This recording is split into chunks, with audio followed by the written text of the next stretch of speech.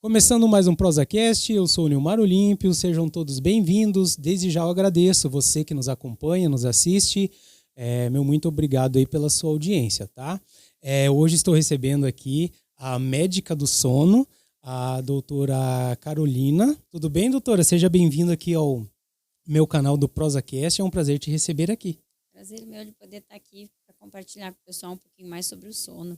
Você aí que dorme mal, que ronca, então presta atenção aí, fica nesse vídeo até o fim aí que vai ser muito interessante. Qual que é a especialidade da doutora também? Então, eu sou médica otorrinolaringologista e médica do sono. Então, a medicina do sono, ela é uma subespecialidade de algumas outras especialidades médicas. Você tem que já ser médico formado, daí especialista em otorrino, ou pneumo, ou psiquiatria, ou cardiologia, ou neurologia, ou pediatria. Esses profissionais, eles podem fazer mais um ano ainda, e aí se especializar na área. Em medicina do sono.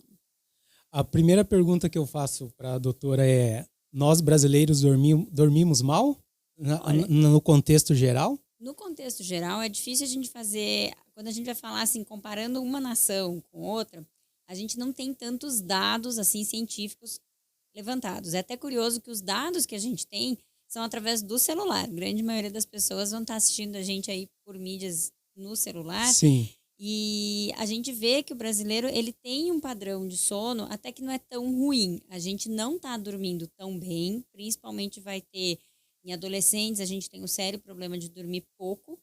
E o nosso principal problema está realmente no tempo total de sono da nação. Mas não é, entre os outros países tem gente pior ainda. Então, os Estados Unidos é pior, algumas outras nações são piores que nós. Mas a gente não está dormindo tanto em qualidade, né? Então, tem alguns problemas que estão crescendo na nossa nação, tipo obesidade, que vão acabar aumentando distúrbios do sono.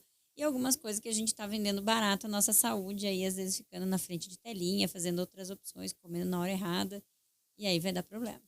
Você acha que um dos principais problemas da pessoa dormir tarde é essa maquininha que está nos gravando aí? Que a gente fica numa cama, fica com o celular, fica vendo vídeos, quando vê passou 1 hora fácil, né?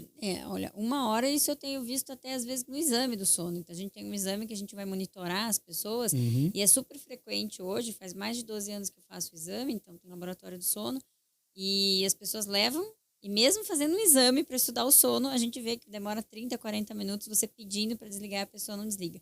Passa bem fácil de 1 hora, né? Então a gente tem muita gente hoje que já até incluiu o uso do celular de uma maneira totalmente errônea para assistir filme, para colocar videozinho para o filho dormir, e aí avança mais de 1 ou 2 horas assistindo na cama o celular. Hoje eu tenho saudade da época que eu falava para os pacientes, olha, tem que tirar a TV do quarto, tá muito pior. Então, assim, lembrar que o celular ele é bem pior do que só a TV, porque a gente não está falando só da inibição da melatonina pela fonte luminosa. O celular ele ainda tem toda aquela questão de um comportamento quase de vício. Você tem vias dopaminérgicas que são acionadas a cada vez que você tem que clicar, né? Então, todo o sistema é feito para você clicar. Ah, mas eu estou assistindo filme, eu não fico clicando. Mentira. Eu tenho pacientes que eu falo assim, mas quando você está no YouTube assistindo vídeo, né? Você coloca para avançar? Coloca. Então, as pessoas estão nesse nível que elas querem relaxar, mas ao mesmo tempo que ela quer relaxar, ela coloca para passar em 1.5 a velocidade da fala, porque ela está muito apressada. Então, mostra o quanto a gente está fora da casinha, eu acho, né? Isso. Muitas pessoas falam assim, eu durmo 4 horas por noite, eu me sinto bem, não me faz mal, mas eu acredito que não, e deve ter uma média mínima de sono com qualidade, né? Tem. A questão, assim, do 4 horas é bem fantasioso. A gente sabe que, por exemplo, 1 ano que você durma menos de 6 horas, então 6 horas pode ser um ponto, assim, de menos. 1 ano dormindo menos de 6 horas, você aumentou o teu risco cardiovascular para infarto e derrame. Tá? Então, a probabilidade dessa pessoa estar tendo também distúrbios emocionais, então o humor, ele é regulado também durante o sono. É enorme. Então, a pessoa funciona. Funciona tomando muito café, funciona tomando antidepressivo, funciona tomando psicoativo, né, para psicoestimulante, funciona tomando bomba, funciona repondo todos os hormônios porque ela escolheu não dormir. Então, isso raríssimas pessoas podem dormir menos de 6 horas. Raríssimas. É uma condição genética super rara que está, inclusive, associada à mortalidade maior. Então, não vai dar certo. Até porque eu estava olhando lá no seu Instagram, os seus vídeos lá, tem estágios do sono, você tem que respeitar as etapas, né? Exato. Diferente do que muita gente acha, às vezes o pessoal tá aí, mas dormir é descansar. Gente, dormir não é descansar. Engraçado, né? Uhum. A gente, nesses estágios do sono, então, o sono ele é cíclico, a gente vai ter 5 ciclos de 4 estágios diferentes. Então, algumas pessoas vão fazer 4 ciclos mais longos, 2 horas cada ciclo, e aí você vai entrar no sono 1, que é aquele sono bem superficial, qualquer barulho, qualquer estímulo já te chama atenção e você acorda.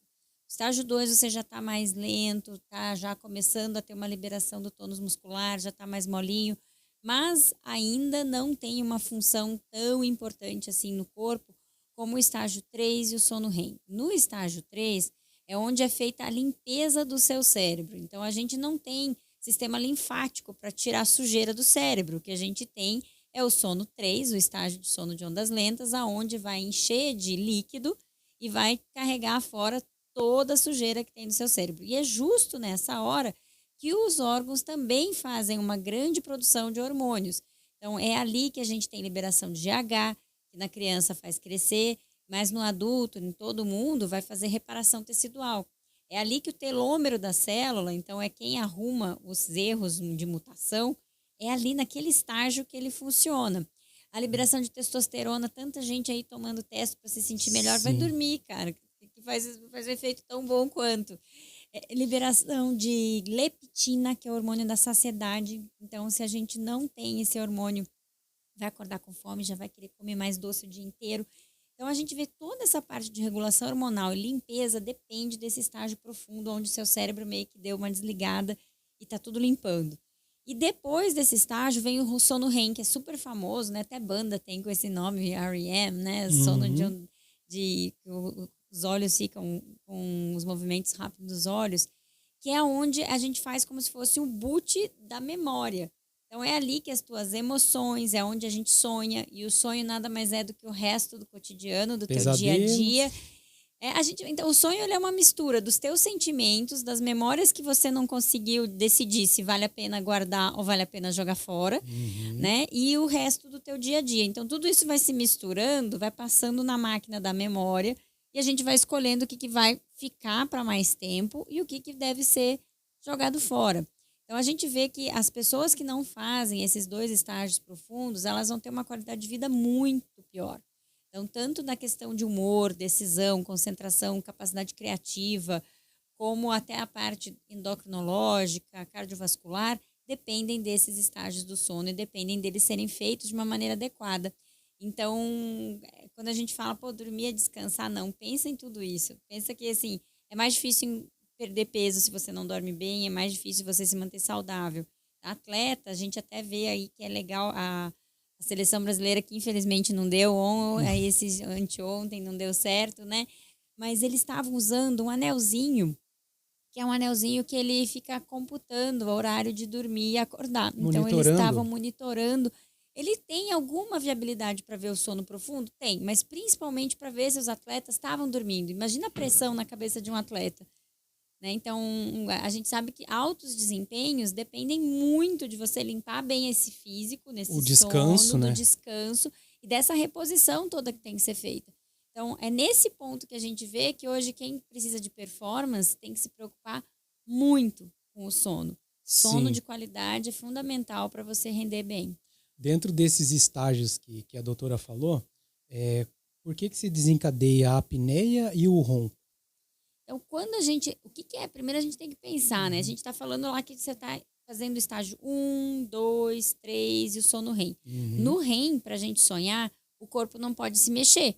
Porque senão fica aquela coisa que algumas pessoas têm um probleminha aí e a pessoa sonha que tá correndo atrás do bandido, sai correndo em casa e bate em todo mundo, né? Então, quando a gente sonha, a gente tem uma atonia muscular. Os músculos não vão se mexer. E justo nesse estágio, então, toda a musculatura também está relaxada. Então, progressivamente, quanto mais profundo eu vou dormindo, a musculatura da garganta vai relaxando. E aí, se eu tenho já alguma anatomia comprometida, se eu estou com algum problema respiratório ou se eu estou com um aumento de peso, a gente não engorda só para fora, né? Vai espremendo ali a passagem do ar. Então, Então, eu vou relaxando, essa garganta vai relaxando. Se a gente brinca de roncar, você já sente que é o céu da boca, é a campainha ali, com a língua que estão fazendo esse barulhinho. E o que é a apneia? Então, o ronco nada mais é do que a vibração, né? Então, o ar passou fazendo vibração nessa região retropalatal ali, que a gente chama da úvula, e da língua, fazendo a vibração, faz o barulho. Mas algumas vezes o relaxamento é tão grande, a pressão negativa é tão grande, que fecha mesmo. Então, isso quando para de passar o ar, é o que a gente chama de apneia. Então, a apneia do sono é quando a pessoa está dormindo e ela tem o fechamento da sua via aérea, a garganta dela fecha por alguns segundos. No adulto, se durou 10 segundos, isso já vai corresponder a grandes alterações no corpo. E então, o perigo disso, né? Isso acontece muitas vezes, sabe, Nilmar? As pessoas acham que eu tive 2 apneias. Os pacientes que têm, pra você ter ideia, a gente considera, quando a gente faz a monitorização do sono, a polissono, a gente considera que 5 vezes por hora tá tudo bem, ainda tá tudo normal. Então, se eu tenho 5 paradinhas de respirar a cada hora de sono, ainda não tem um grande problema. Quem ronca para valer, o cara faz aquele e dá uma travada. E eles fazem isso quase a cada minuto. E aí a coisa muda. Então, quando a gente tem já a cada 2 minutos uma parada, aí a gente já está falando de um paciente que tem um risco cardiovascular, um risco de morte associado a essas paradas de ar que acontecem por muitos anos, porque a pessoa até procurar, ela demora, viu? Infelizmente, a maioria das pessoas esperam estar muito ruim para ir procurar, porque a gente tem essa cultura de que sono é associado à perda de tempo, a descanso, e aí tem até uma pecha ruim, né? Digamos assim, que tem que ser mudada. Então, a apneia é exatamente isso. A pessoa ela vai parando de respirar. Se isso acontece mais de 10, 15 vezes por hora de sono, a pessoa tem que realmente se tratar, porque está aumentando a chance dela ter prejuízos, principalmente aumentando infarto, derrame. O cérebro, como eu falei, ele não gosta de dormir sofrendo. Então, começou a faltar ar, o cérebro não vai ficar de boa, falando, pode dormir, vamos para o próximo estágio do sono e vai continuar de boa. Ele vai falar, acorda para respirar. E aí você vai acordando, isso gera arritmia, isso gera estresse, isso vai fazendo um estresse celular. A célula não vai ficando feliz. Eu acredito que essa pessoa que tenha esses problemas, um companheiro dela que deve acionar ela e deve chegar no teu consultório e falar, o meu marido ou a minha esposa tem esses problemas, né? Na maioria das vezes. Porque quem está dormindo, às vezes se recusa a entender que tem isso ou não. A gente tem, com certeza o que você falou é a maioria dos casos. Então, a maioria das pessoas que sofrem de apneia do sono, elas chegam ao tratamento por queixa do ronco. Né? Então, assim, o parceiro ou algum familiar. Então, às vezes, por exemplo, senhoras que já são viúvas ou pessoal que... quando elas vão viajar, que aí algum familiar fala, não dá mais. Porque às vezes o casal já acostumou. Ou quando, quer ver, essa faixa aí de 30, 40 anos, que o homem começa a ganhar peso e aí às vezes fica mais sedentário, mais estressado, começa a roncar mais, as esposas realmente fazem. A mulher é pós-menopausa, então o companheiro alertar sobre o ronco é muito frequente. Muito importante também ajudar. Um ponto que eu gosto sempre de colocar é que a gente não tem uma ligação da falta de oxigênio com o volume do barulho. Então não é porque teu ronco é muito alto que você tem com certeza uma apneia muito grave. E o contrário que é o perigoso. Quem ronca baixinho, mas é um barulhinho pequenininho, então não tem problema. Pode ter muita falta de oxigênio. E aí a gente associa errado, que o problema é quando tem esse barulho alto. Não, o problema é quando você tá roncando. Roncar nunca é normal, gente. Não é. Não pode roncar. Meu Deus mesmo. E 1/3 da população tem apneia do sono. Quase 60% tem ronco. Então, só roncar, se é de vez em quando... Se a gente tem tratamento, se eu durmo um pouquinho melhor, se eu como um pouquinho mais cedo, se eu estou dormindo de lado, se eu não estou com o ar-condicionado ligado, já parou de roncar, esse é um ronco mais provavelmente tranquilo. Agora, aquele persistente que você já tentou mandinga, já não deu certo, procura, por favor. Que já virou crônico, né? Esse provavelmente você já tem apneia do sono. E aí a gente tem que qualificar o grau de apneia para dizer o risco que a pessoa tem e para procurar os tratamentos. Então, é muito mais prevalente. E lembrar que tem tudo a ver com a garganta. Então, a garganta ela é um tubo que é diferente no homem e na mulher. O músculo é como se o tecido desse tubo na mulher, enquanto ela não está na menopausa, ele é mais flexível. Então, a mulher aguenta mais alterações da pressão. Depois da menopausa muda muito. Então, pode ver que a mulher pós-menopausa, ela ronca muito mais do que o homem. Então, isso faz a diferença. Homem com 30, 40 anos, começou um pouquinho de ganho de peso, tá mais sedentário, começa a roncar. Mulher, depois dos 55, que começa a coisa a aparecer. A obesidade é disparado o fator de risco mais importante para a apneia obstrutiva do sono. E aí vem o problema. Se a gente compara nos anos 70 para os dias de hoje, a gente triplicou a população obesa no Brasil. E aí a gente apertou mais essa garganta que já ia envelhecer. Então, com o envelhecimento é natural que o músculo fique mais fraco, mas com o ganho de peso aí a gente está estourando a fibra mesmo. Então, eu queria te perguntar, é mito ou é verdade que comer muito à noite e já dormir atrapalha também? Atrapalha tudo, né? Então, assim, a gente começa tanto pelo problema de você estar dando... Tudo que você dá energia. O sono é um estado que você vai aprofundando e diminuindo a perda de energia. Você vai aumentando a perda de energia e diminuindo o intake, né? Quando você come uma coisa muito calórica, come uma feijoada e deita. Ah, mas é uma delícia, que eu fico mole. Não, cara, você passa mal.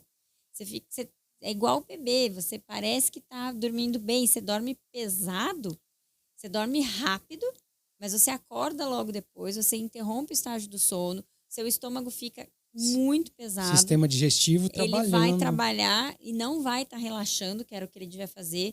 Tem o refluxo, né? Vai subir realmente um pouquinho do resto alimentar. E aí, às vezes, não sobe nem o alimento, mas isso estimula que tenha um alargamento ali faz uma hérniazinha, o ácido sobe, isso te acorda. Quando você acorda, você puxa o ar com mais força. Puxar o ar com força exagerada faz fechar a garganta. E aí, você vai ficar preso nisso. Então, assim, é ruim tanto porque você está pondo calor para dentro. Toda vez que você pôr calor antes de dormir vai ser ruim. Tomar banho muito quente é ruim. Academia muito perto de dormir é ruim. Comida, briga. Tudo que for muito caliente não é bom na hora de dormir, gente. O negócio é você estar relaxando e perdendo temperatura. Por isso que é tão bom dormir no inverno. A gente fica tão sonolento no inverno e no verão é tão fácil acordar várias vezes à noite. Porque a gente está perdendo, está ganhando calor, né? Não está conseguindo perder. Doutora, outro tema que eu estava olhando é trocar a noite pelo dia. Às vezes a pessoa dorme de dia e não dorme à noite. Como que funciona essa parte do relógio biológico, né? Totalmente trocado. Isso deve fazer muito mal também, né? Então, eu falo que o ser humano é o mais metido de todo da Terra. A gente tem um bicho que é metido. Nós, né? Nosso ser humano, a gente é muito metido. E, infelizmente, a gente não tem esse controle. Então, o ciclo circadiano, ele é muito ligado à luz, que isso o ser humano mudou muito, então aí está um dos grandes sincronizadores, mas a parte endógena, hormonal, a gente é igual ao bicho. Todos os dias, entre as 5 e 7 da manhã, você vai ter o pico do cortisol que vai fazer você querer levantar. Então, dormir esse horário sempre vai ser mais difícil. E é o horário que você estaria querendo fazer o sono REM, às vezes porque você adiou muito o horário de ir para a cama. Então, isso vai atrapalhando. E, por outro lado, à noite você tem a liberação da melatonina. Então, ali, 1h da manhã, 10, 1h é o pico da liberação do hormônio para fazer dormir. E isso já veio na gente. Você não consegue coordenar. Então, quando você força a dormir na hora que você tem o cortisol alto e a melatonina baixa, você não vai atingir aqueles estágios profundos do sono. Então, você pode dormir muitas horas e sempre ficar com aquela sensação de que não dormiu direito. Cansado. E, isso não acontece para mim. Então tá. Então vamos ver o pessoal que está direto jogando. Por que o rendimento escolar cai? Por que o rendimento emocional cai? Porque eles não estão conseguindo fazer a quantidade adequada do sono profundo. Então, o ganho de peso é muito frequente. Eu vejo assim que é muito problema, né? A vitamina D é um marcador que você pega fácil. O pessoal que trabalha de turno, pessoal e hoje eu tenho atendido até o pessoal de turno, eles se cuidam mais, porque eles têm uma consciência. Agora, a galera que fica aí virando madrugada na internet, jogando, cara, eles vão dormir 2, 3h30 fácil, né? Um horário que eles passam fácil. E aí vão levantar às 11, meio-dia. Na pandemia explodiu esse perfil, né? De pessoas que estão trocando o dia pela noite. E aí ganho de peso foi estourado, problema emocional estourado, capacidade de concentração estourado, memória acabou, libido acabou. Nossa. E agora todo mundo quer consertar tomando medicação para acordar e hormônio para ficar bomba. e medicação para dormir. Então, tá bem complicado essa parte. Eu acho que esse abuso que eu tô vendo de medicação, e a gente tá tendo muito abuso de medicação. Então, Ritalina, Venvance, psicoestimulante sendo usado de uma maneira totalmente errônea. Ah, porque eu tenho DTH. Não, vamos ver. Antes de falar que você tem déficit de atenção, quantas horas você dormiu? Que horário que você dormiu? Será que você dormiu bem mesmo? Então, é muita gente que fala, eu não consigo me concentrar. Mas sim, você está fadigado, você não está fazendo o principal, que era dormir para restituir teu organismo, teu cérebro. Então, tá estourando. E gente querendo também, eu não consigo dormir cedo, então vou tomar um remedinho. Daí pega o remédio da amiga, da tia, da avó, né? E vai tomando. Então, tá bem complicado isso. Meu Deus, esse tema aí do sono é um tema muito amplo, né? Hoje a gente vai fazer um resumão aí. Ano que vem eu vou chamar a doutora de novo aí para falar mais algumas coisas. Outra coisa, aquela sonequinha depois do almoço é produtiva? Então, primeiro a gente tem que estabelecer uma coisa. O que é dormir bem, né? Então, dormir bem é a pessoa que dorme ali entre 6 e 9 horas, no mínimo às 6 horas. A gente, menos de 6 horas não vai dar, vai ser incompatível com a saúde, tá? E que ela acorde com a sensação de estar restaurada, aquela sensação de, enchi o tanquinho. E que ela se mantenha ativa durante a noite e que não tenha acordado muitas vezes durante a noite.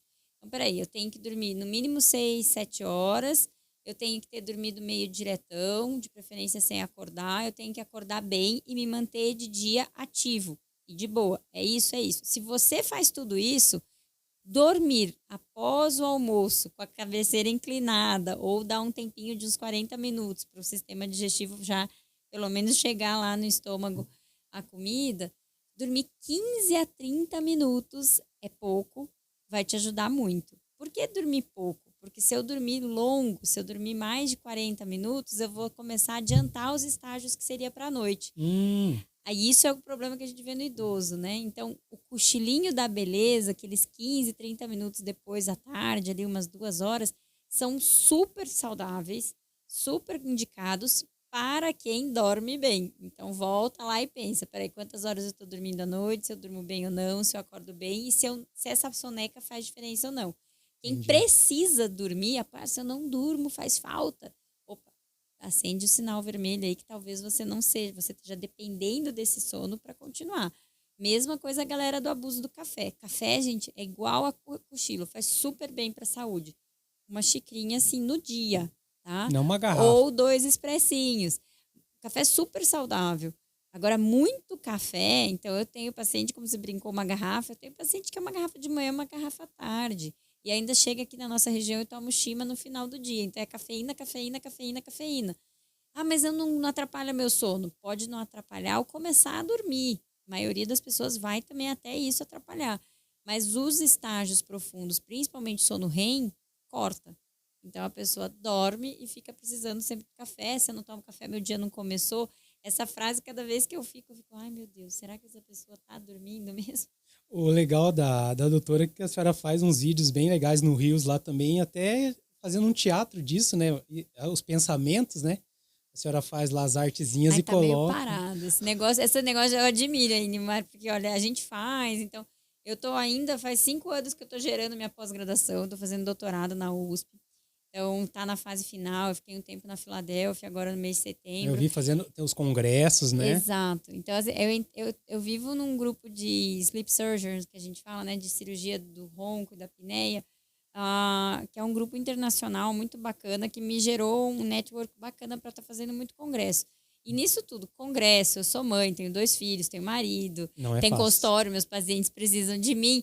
Então, a rede social, às vezes, a gente aparece. E o Reels, ele acabou que é uma maneira fácil, né? Porque produzir conteúdo, fazer arte, cara, dá muito tempo. Então, o Reels, assim, tem uns Reels bem, assim, que, ai, meu Deus, dá até vergonha. Nilmar elogiando, eu assim, nossa, mas será que ficou bom mesmo? Mas é isso que chama a atenção de quem está assistindo. É um jeito fácil e bacana da pessoa entender, às vezes. Eu acho, assim, que eu fico muito feliz do jeito que eu sou médica. Uma coisa que eu me orgulho da minha opção é tentar ser acessível, né? Então, eu acho que as pessoas, se o Reels ficou meio, podia ser super produzido, a ideia é que a pessoa se sinta à vontade, que eu esteja falando uma linguagem que se entenda e que as pessoas cheguem a mim. E que elas cheguem, ou não só a mim, que às vezes, nossa... YouTube, essa mensagem pode chegar para qualquer colega. A gente não sabe quem está assistindo isso. Exato, mas assim que as pessoas procurem, que esteja na linguagem que as pessoas entendam. Então, aquele médico que você não consegue conversar, que não consegue te explicar, que não consegue te fazer entender o problema, não vai te ajudar. Essa é a minha visão, né? E é disso que eu me orgulho, que eu tento sempre fazer o máximo. Eu tô aqui justo para isso. Para fazer Sim. o pessoal hoje ver se entende que dormir não é desligar uma chavinha e tá descansando. Dormir é super importante para tua saúde e que a gente se sente que remédio é melhor do que uma boa noite de sono, né? Eu acho que isso daqui é o jeito mais simples de passar informação, né? Desse formato aqui. Doutora, para a gente fechar, então algumas dicas aí para nós dormirmos melhor. É um colchão melhor? É um travesseiro? É a posição? É a luz? Eliminar esse celular antes? O que a senhora pode falar para a gente? Então, a gente chama esse conjunto, esse pacotão aí de higiene do sono. Uhum. Na higiene do sono, o colchão, a gente, por exemplo, vamos começar para a parte física do quarto. O colchão não pode ser muito mole, mas também não pode ser desconfortável, porque senão ele tem que ser de uma densidade adequada para não machucar as tuas partes moles, né? Porque senão você fica ali, vai doer.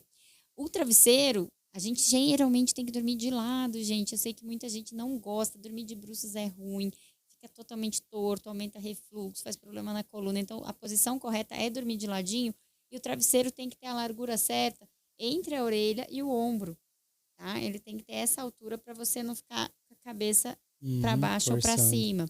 Se puder, algumas pessoas que já têm a perna um pouquinho mais grossinha precisam colocar, às vezes, um travesseiro entre os joelhos para apoiar, para ficar com a coluna perfeitamente alinhada. Esse é o ideal.